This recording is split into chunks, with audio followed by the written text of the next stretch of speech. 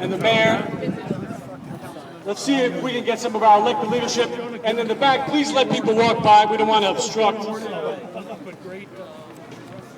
We have a permit to be out here, but not to obstruct the sidewalk at this point.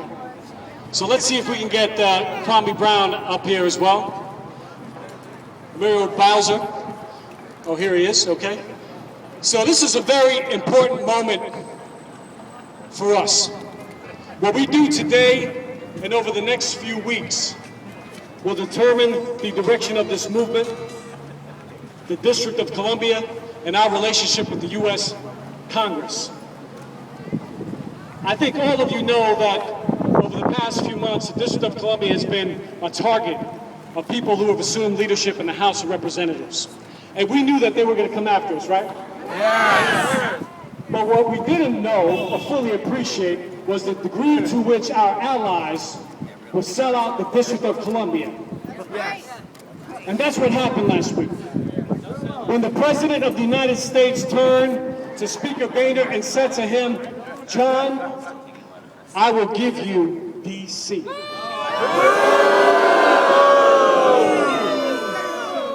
Is D.C. the President's to give? No! Does D.C. belong to Speaker Boehner? No! To Senator Reid? No! Who does it belong to? Yes! The people of the District of Columbia. Yes! And we're going to take it back. Yes! So our message today to Senator Reid, whose office is in this building, and to the Congress of the United States, to the President, and to the District of Columbia is we want those riders out of this bill. It's not too late. Take them out. Take them out.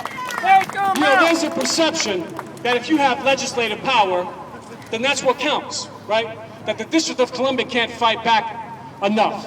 You think that's right? No! Because while they may have legislative power, we have what? People power! We have what? People power! That's right. And we have a mayor of the District of Columbia who's ready to stand up and has been standing up. Let's give our mayor a warm welcome, the mayor of the District of Columbia, Vincent Gray. Thank you all. I am absolutely uplifted to see the number of people who are out here today. And what we've got to work on is increasing our numbers. Because I'm like Fannie Lou Hamer at this stage. I am sick and tired of being sick and tired. And I hope you are sick and tired. Are you sick and tired? I am tired of being a pawn in a political game. You know, last time I looked, we pay our taxes just like anybody else does. $3.6 billion in federal taxes. And I'm delighted to be here with Chairman Brown of our City Council. I'm delighted to be here with Muriel Bowser, who of course represents Ward 4, Tommy Wells, who represents Ward 6. You know, when you're in a legislative process or when you're in a democracy, there are lots of things that you don't agree on, because that's healthy. But I tell you what, I suspect everybody out here today agrees on one thing, and that is D.C. deserves to be free. Free D.C. D.C. deserves to be free.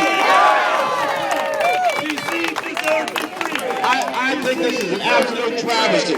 We had to spend hours and hours and hours getting ready for a shutdown last week that thankfully never occurred, but we shouldn't have been in it in the first place.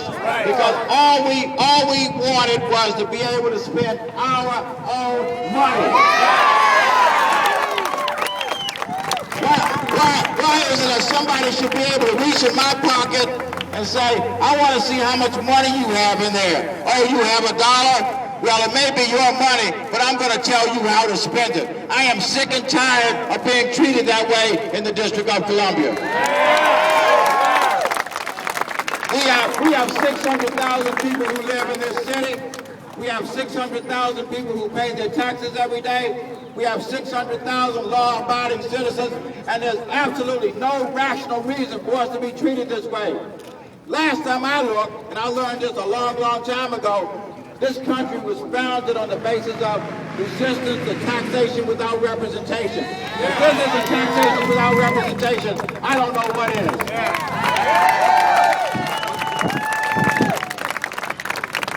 Why should women in the District of Columbia be subjected to a set of conditions that nobody else in this nation is subjected to? Why should it be? Frankly, Whether a woman has an abortion or not ought to be a decision between her family, and the physician. Not the people on this side of the Capitol or the people on that side of the Capitol. Those are decisions that should be made right here in the District of Columbia.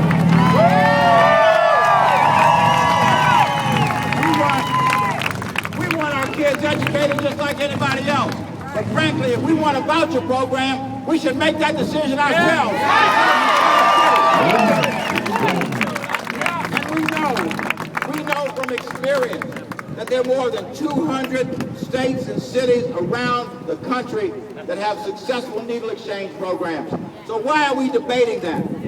Don't we want to stop HIV, the spread of HIV? Don't we want to stop the spread of AIDS? And needle exchange programs are one way to do that. It is mean-spirited to tell us that we can't spend our money on what we know to be a legitimate, life-saving health approach, and that is needle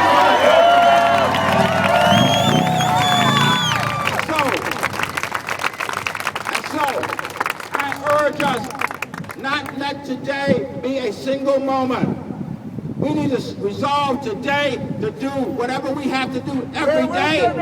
We're going to come back. We're going to come back with a strategy that says this is what the people of this city are going to do every day until we are finally accorded our rightful rights in the District of Columbia.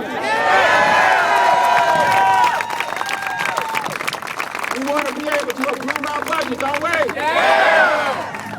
Anybody know when our budget was approved?